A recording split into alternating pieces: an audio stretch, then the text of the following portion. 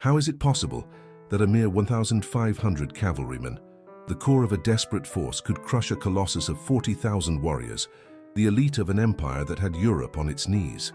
What kind of tactical sorcery or insane courage does it take to launch what would be remembered as history's most terrifying cavalry charge against an ocean of steel and gunpowder? At the gates of Vienna, on September 12, 1683, the fate of the Western world hung not in the balance, but on the lance of a Polish king and his winged horsemen. The city, the Golden Apple, was about to fall, and with it all of Christendom. It was an impossible gamble, a challenge to the very logic of war. If you're passionate about stories where underdogs not only fight back, but humble giants, like and subscribe, because you're about to witness how hell learned to fly. To understand the magnitude of the miracle, we must first measure the shadow of the monster. At the head of the Ottoman horde was no mere general, but Grand Vizier, Merzifonlu Kara Mustafa Pasha, a man whose ambition was as vast as the army he commanded. Behind him lay the will of Sultan Mehmed IV. Before him, a sea of between 150,000 and 170,000 armed souls. This was no mere army.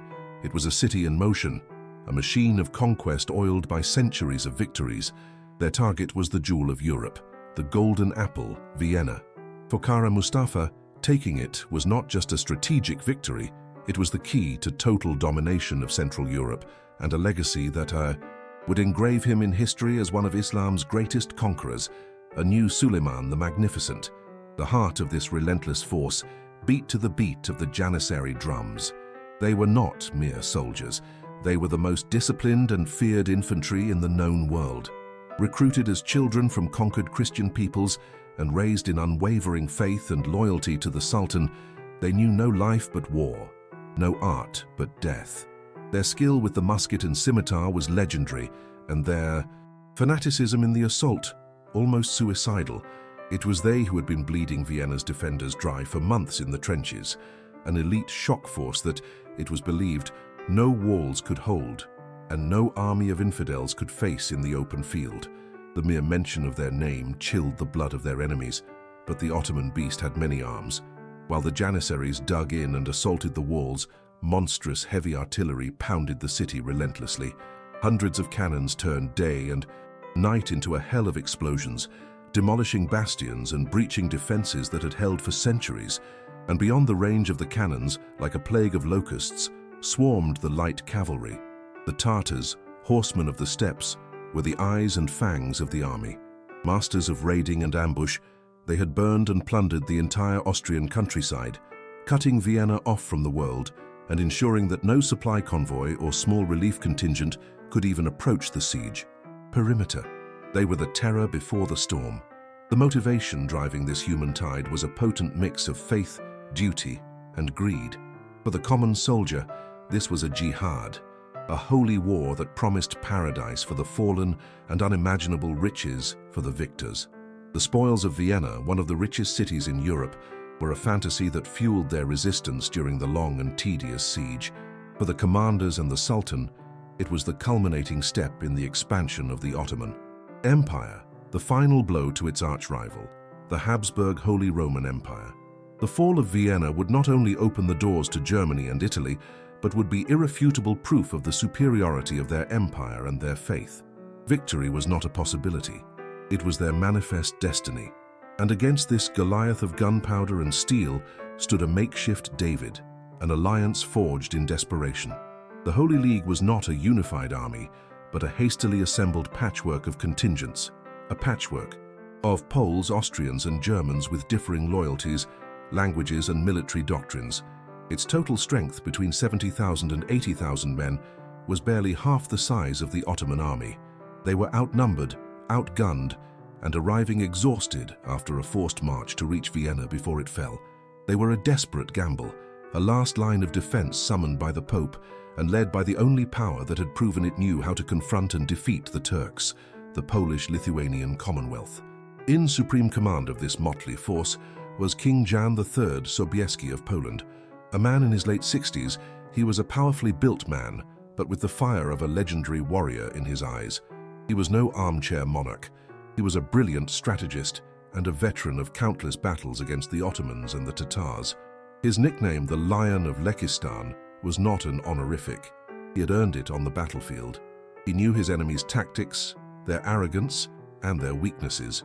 On his shoulders rested not only the fate of his own kingdom, but also the fulfillment of an alliance pact with the Holy Roman Empire and, in a deeper sense, the defense of all Christendom. The whole world was watching. The crown jewel of Sobieski's army, the instrument he hoped to use to perform a miracle, was his Polish contingent, and within it, a force of approximately 3,000 men who were the personification of shock warfare, the winged Hussars. They were the heaviest, most expensive, and arguably most intimidating cavalry in all of Europe. Unlike other horsemen, who had been made lighter for skirmishing, the Hussars were a human battering ram designed for one thing only: to break enemy formations in a cataclysmic charge. Each was a nobleman, trained from the cradle in the art of lance and saber, riding mighty steeds and wearing armor that made them look like metal titans. They were the pride of Poland and the nightmare of its enemies. The cause that united these disparate warriors was simple and absolute: survival. They weren't fighting to conquer new lands or for the glory of an expanding empire. They were fighting on the doorsteps of their own homes. If Vienna fell, the path to the heart of Europe would be open, and the Ottoman advance would seem unstoppable. It was a defense of their faith, their culture, their very existence. Every soldier, from the German prince to the Polish hussar, understood that retreat was not an option. They were risking everything in a single battle, in a single day. This desperation, this conviction that they were fighting to save their world, gave them a determination that no pay or promise of loot could match. But the hope of the desperate lay not in valor alone, but in a lethal combination of geography and genius. The battlefield Sobieski chose was itself a weapon. The Kahlenberg Hills and the dense Vienna woods rose like a natural balcony above the Ottoman camp. Kara Mustafa, in his arrogance, had viewed those hills as an irrelevant, natural barrier, assuming that no significant army could traverse the steep wooded terrain to threaten his rear. He couldn't have been more wrong. For Sobieski, this difficult terrain wasn't an obstacle. It was a stage perfectly prepared to unleash the fury of his cavalry and turn the vizier's greatest strength, his numbers, into his greatest weakness. Sobieski's plan was as simple as it was brutal: use gravity as a force multiplier.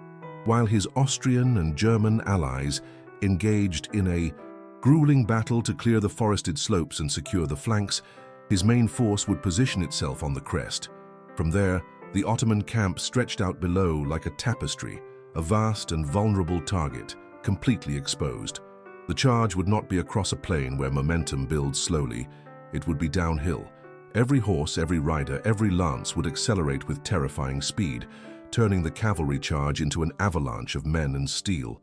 The genius lay not only in attacking, but in how and from where, transforming the landscape into their most powerful ally. The main instrument to execute this symphony of destruction was the winged hussar's main tool, the kopy. This was no ordinary lance. It was a masterpiece of war engineering. Measuring up to 6 meters in length, it was significantly longer than any Ottoman infantry pike or lance, ensuring that first contact would always be in the hussar's favor. Its design was ingenious, a hollow core to make it lighter and more maneuverable, but with a tempered steel point capable of piercing armor. It was designed for impact, to transfer all the kinetic energy of the gallop into a single devastating point before shattering, leaving the rider free to draw his saber and continue the slaughter in the chaos he had created. And then there were the wings, the element that elevated the hussars from elite soldiers to terrifying apparitions. No, they weren't for flying. Their purpose was far more pragmatic and sinister: psychological warfare. Fixed to the rider's back or saddle, these wooden structures adorned with eagle feathers created an imposing silhouette, making each man appear larger and more otherworldly. But their true magic was unleashed during the charge. The air passing through the feathers at high speed produced a whooshing sound, a strange and chilling roar that was multiplied by thousands. To the enemy on the ground, it was the sound of death itself descending upon them, an unnatural crash of thunder that terrified men and crucially spooked their horses. breaking the cohesion of the enemy cavalry before even the first impact. The night before the battle was one of stark contrasts. In the vast Ottoman camp, which stretched for miles like a tent city, an almost blasé confidence reigned. For Grand Vizier Kara Mustafa, victory was a foregone conclusion. He had been besieging Vienna for months, his cannons having demolished sections of the walls and his miners digging tunnels under the bastions for the final assault. Reports of a relief force moving through the forests were worrying, yes, but not alarming. In his mind, no European army would dare launch a frontal attack against his might. The night was spent, according to some accounts, in his luxurious tent, planning not the impending battle, but how he would sack Vienna and who he would execute first. It was the calm of an arrogance about to be punished by history. Meanwhile, on the cold, dark slopes of the Vienna woods, the atmosphere was completely different. There was no opulence here, only the chill of steel and the quiet determination of the Holy League. The advance through the dense forest had been a logistical nightmare, a grueling slog of hours clearing a path for infantry, cavalry and cannons. The soldiers were exhausted, hungry and soaked from the recent rain. The air was thick with palpable tension, a mixture of fear and resolve. They could hear the echo of the relentless Ottoman bombardment of the city, a mournful throb reminding them that every minute of delay cost lives. On the summit, Jan Sobieski and his commanders spent the night keeping vigil, watching the thousands of enemy campfires below, finalizing the details of a gamble that would define the future of their world. At first light on September 12th, the battle began, but it wasn't with the thunder of an epic charge, but with the dull, brutal sound of fierce combat in the labyrinth of the Vienna woods. Around 4 a.m., the Holy League forces began their slow, painful downhill advance. The terrain was their enemy as much as the Ottomans. The Austrian and German infantry were forced to fight for every inch of ground, tangling in a series of chaotic and bloody skirmishes among the trees and vineyards against the Ottoman outposts. Musket smoke mingled with the morning mist, creating a confusing and claustrophobic scene. Sobieski's grand plan depended on breaking out of this green hell, but the forest wasn't about to give them up easily. Throughout the morning and well into the afternoon, the battle was a grueling and desperate struggle for control of the slopes. Duke Charles of Lorraine's forces on the left flank crashed into fierce Ottoman resistance entrenched in the villages of Nussdorf and Heiligenstadt. The fighting was at close range, a carnage of bayonets, sabers, and close-range gunfire. The Ottomans launched several fierce counterattacks, attempting to push the imperial forces back up the hill. For the men of the Holy League, victory seemed distant. They were gaining ground, but at a terrible cost and glacial speed. Every hour that passed was another hour until Vienna's defenders would die of starvation or a final assault. While this savage fighting raged in the hills, Grand Vizier Kara Mustafa Pasha made the mistake that would seal his fate. From his opulent central command post, he watched the combat with a mixture of irritation and disdain. Convinced that the main threat could not come from the hills, and obsessed with the imminent fall of the city, he refused to alter his plans. He kept his elite troops, the invincible Janissaries, in the trenches in front of Vienna, preparing for the assault that would bring him eternal glory. He regarded the fighting in his rear as a mere distraction, a nuisance that his flank troops could handle. In his arrogance, he failed to see the hammer looming over him. He saw only the anvil he was about to strike. Finally, around 4 in the afternoon, after nearly 12 hours of savage and relentless fighting, the hell of the forests began to die down. The Holy League's infantry, at a terrible cost in blood and sweat, had achieved its objective. The last Ottoman units were driven from the slopes and forced back onto the plain, leaving the high ground in the hands of the coalition. An unnatural silence fell over the battlefield as the exhausted infantrymen secured their positions. They had done their part. They opened the way. They had set the stage for the final act, and now on the top of the hills the hammer was about to fall.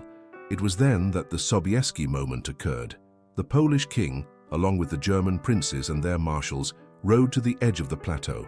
Before his eyes unfolded a sight no strategist could have dreamed of. The immense Ottoman camp, with its thousands of tents, siege artillery and reserve troops, lay completely open and vulnerable. The afternoon sun was beginning to set, painting the sky orange and casting long shadows. Sobieski, observing the chaos and unpreparedness of his enemy, saw a golden opportunity. It was at that instant, according to legend, that he paraphrased Julius Caesar with godly humility, declaring, "I came, I saw, God won, I came, I saw, and God conquered."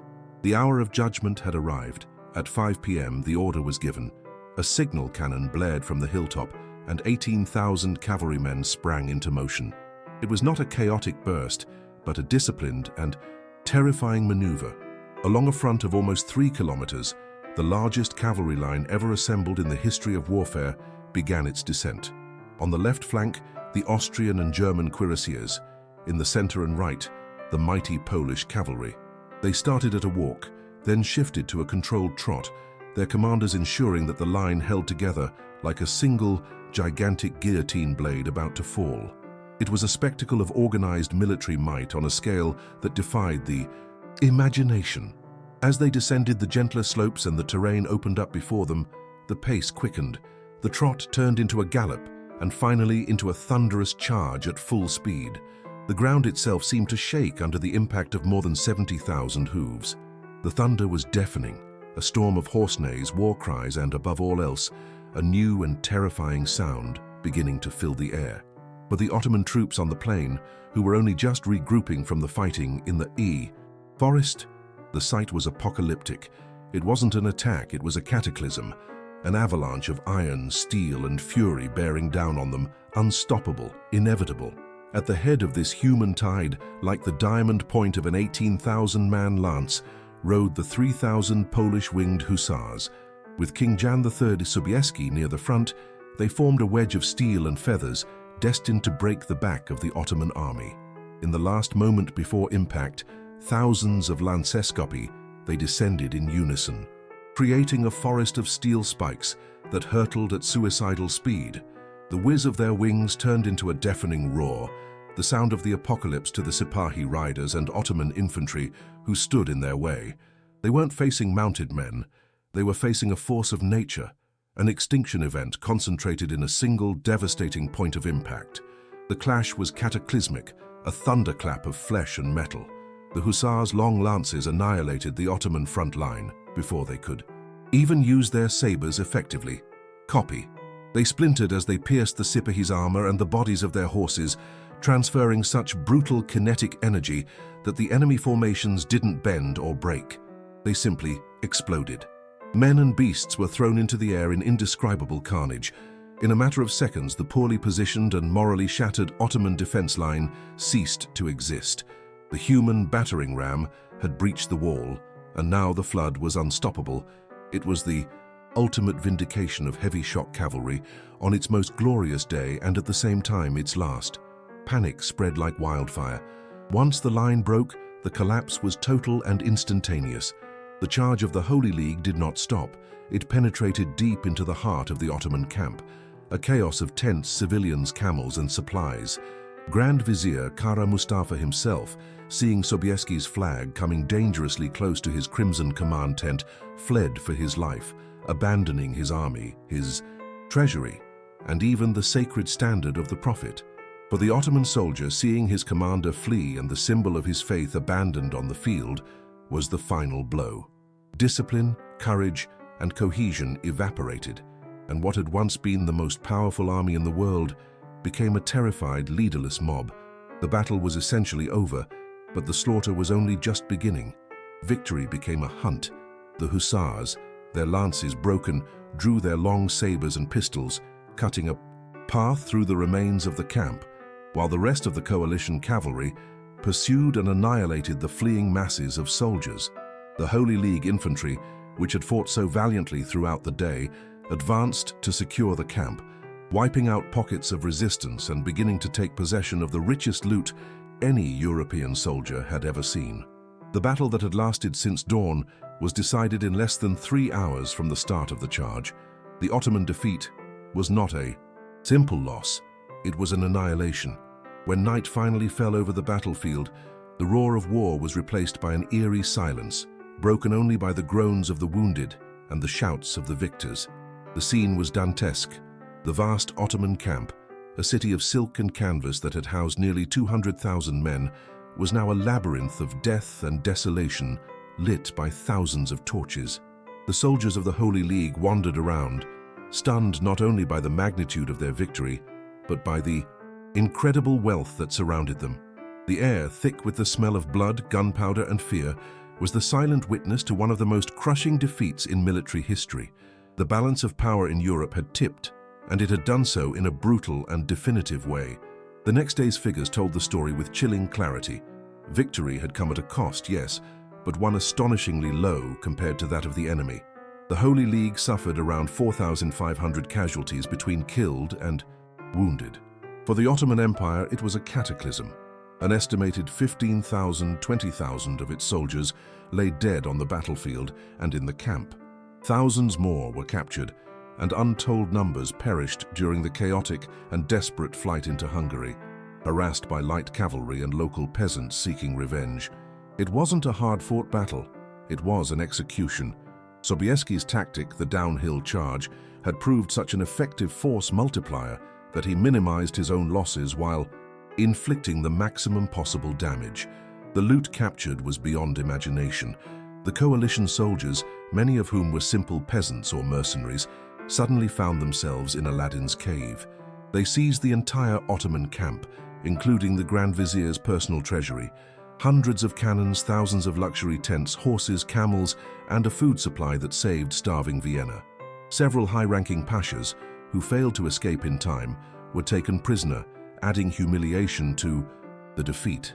The wealth was such that Sobieski himself, in a letter to his wife, joked, "The Grand Vizier has left me his universal heir." The plunder of the camp became legendary in its own right. As for the architect of the Ottoman defeat, Mirzi von Lucara Mustafa Pasha, his flight from the battlefield only delayed the inevitable. He managed to reach Belgrade, where he desperately tried to restore order and blame his subordinates for the disaster. But news of his monumental failure, magnified by the loss of the Prophet's sacred standard, traveled faster. Sultan Mehmed IV, enraged by such a colossal humiliation, showed no mercy. On December 25, 1683, in Belgrade, emissaries of the Sultan carried out the imperial sentence. The man who had dreamed of conquering the Golden Apple was executed in the traditional manner reserved for disgraced viziers, strangled with a silk rope. It was a grim and dishonorable end for a commander whose hubris cost his empire an army. The echo of the winged Hussars' charge resonated far beyond the battlefield. The Battle of Vienna was not simply a victory, it was a seismic turning point in world history.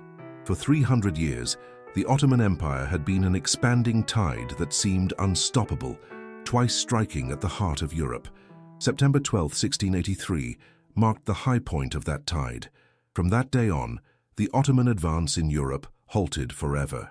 The crushing defeat shattered the aura of invincibility that had terrified Christendom for generations. The specter of a Europe dominated by the Sultan, a very real possibility that day, vanished in the smoke and carnage outside Vienna. This victory not only halted an invasion, but unleashed a counter-offensive. Emboldened by this success, the Holy League turned from desperate defense to coordinated attack, beginning the Great Turkish War.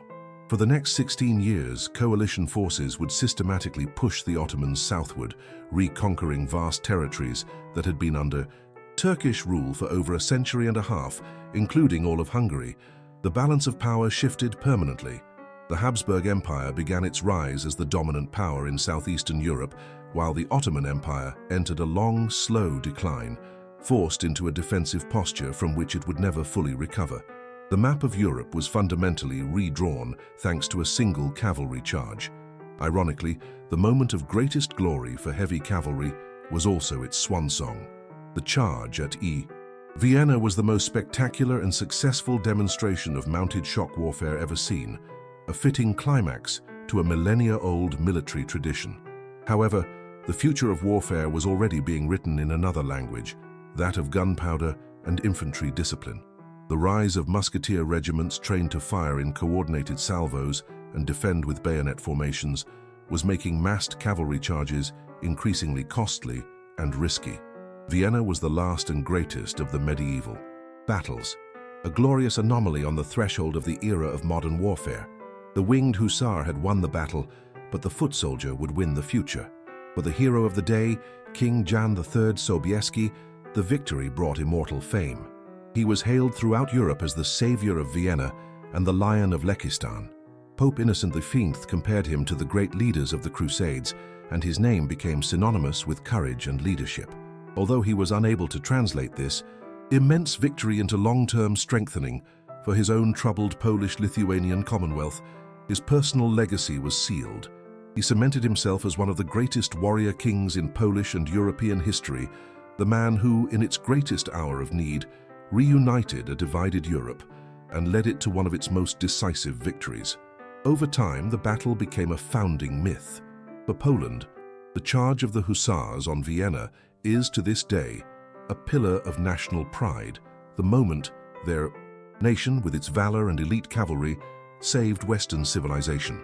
For Austria and much of Europe, it became the definitive story of resistance against an existential threat, the day the West united to repel the East on its very doorstep. This narrative of a clash of civilizations, with Vienna as the decisive battleground for the soul of Europe, has endured for more than 3 centuries, an epic tale of courage against impossible odds that continues to captivate and inspire. Within the walls of Vienna, the victory was greeted not with a roar but with a collective sigh of disbelief and relief. For months, its citizens and decimated garrison had lived through a hell of bombardment, hunger, and disease.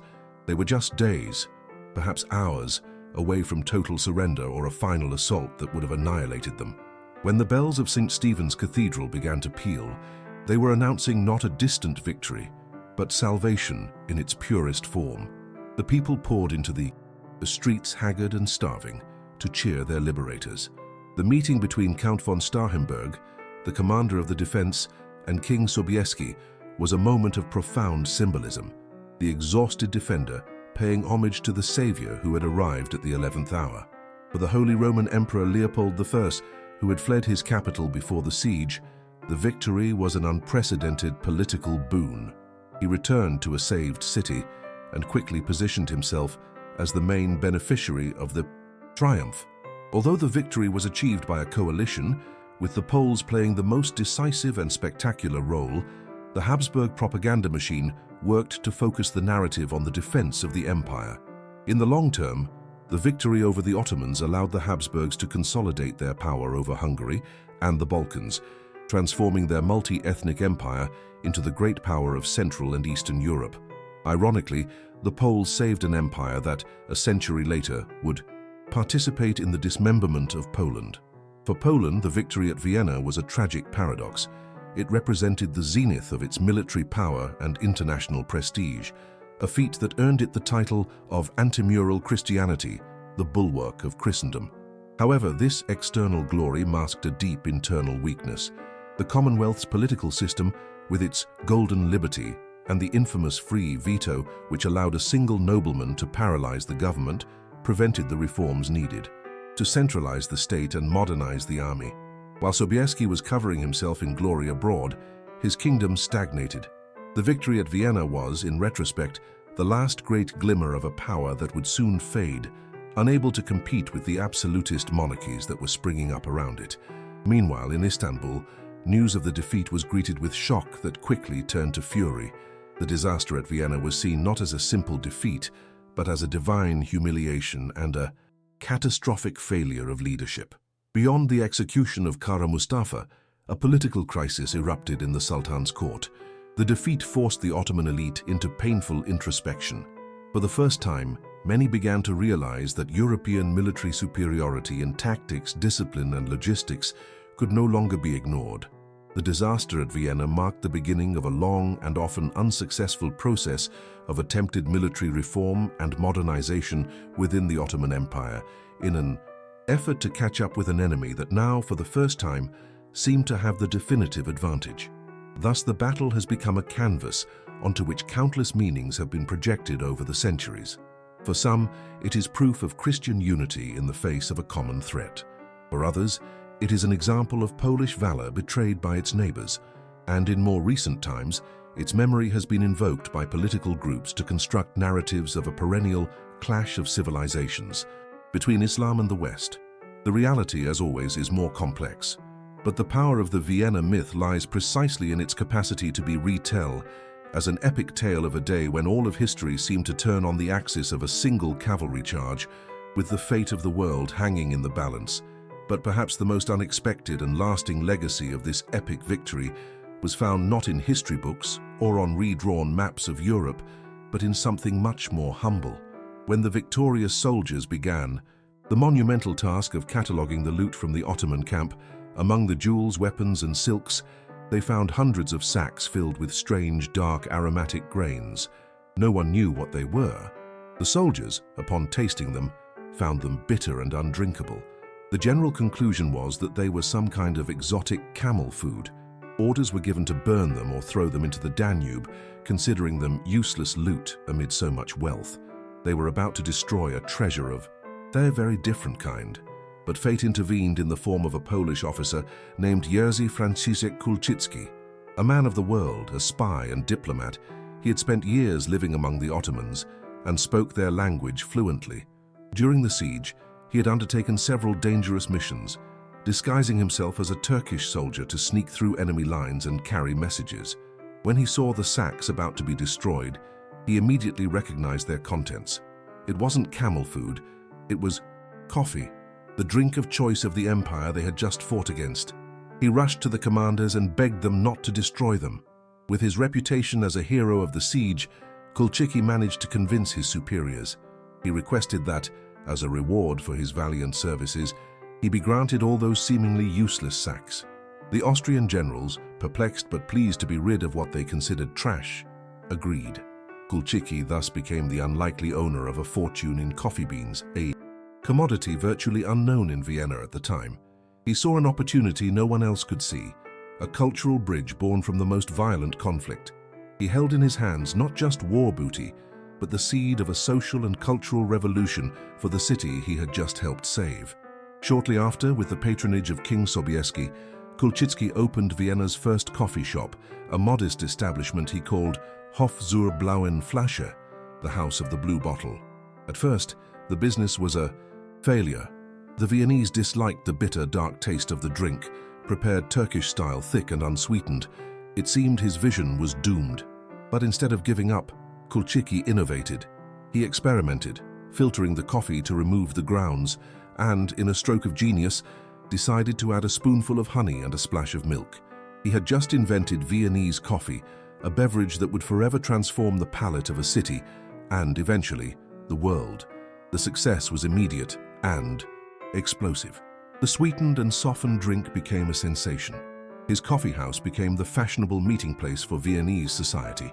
Intellectuals, artists, merchants, and aristocrats gathered to converse, debate, and close deals over a cup of this new and exotic beverage. The concept of the coffee house as a public salon took deep root in the city's social fabric. Kulczycki, often dressed in Turkish attire to add a touch of authenticity and spectacle, became a local celebrity, the man who had brought a slice of the enemy's lifestyle to the heart of the imperial capital. From this single shop, born from the spoils of war, blossomed Vienna's legendary coffee culture, a tradition so essential to the city's identity that it is now recognized by UNESCO as intangible cultural heritage. Viennese coffee houses became crucibles of creativity, places where thinkers like Freud, writers like Zweig, and revolutionaries like Trotsky would shape the ideas that would define the 20th century. All thanks to a few sacks of beans that were nearly thrown into a river, saved by a man who knew how to see beyond the surface. It's one of history's most delicious ironies, that a cultural institution so synonymous with peace, conversation, art, and intellectual pleasure was a direct byproduct of one of the bloodiest and most decisive battles in European history, a reminder that even in the most strife-inducing and violent times, the seeds of something new and beautiful can be planted, often by accident. The clash of empires at the gates of Vienna not only saved a city, but unwittingly gave it its soul. So the next time the aroma of freshly brewed coffee fills the air, remember for a moment the winged Hussars thundering down the hill, a bold king who wagered the fate of a continent, and a resourceful spy who recognized treasure where others saw only trash. For on that September day in 1683, on the blood-soaked fields outside Vienna, the future of Europe was decided, and victory, for generations to come, had the unexpected and comforting taste of coffee.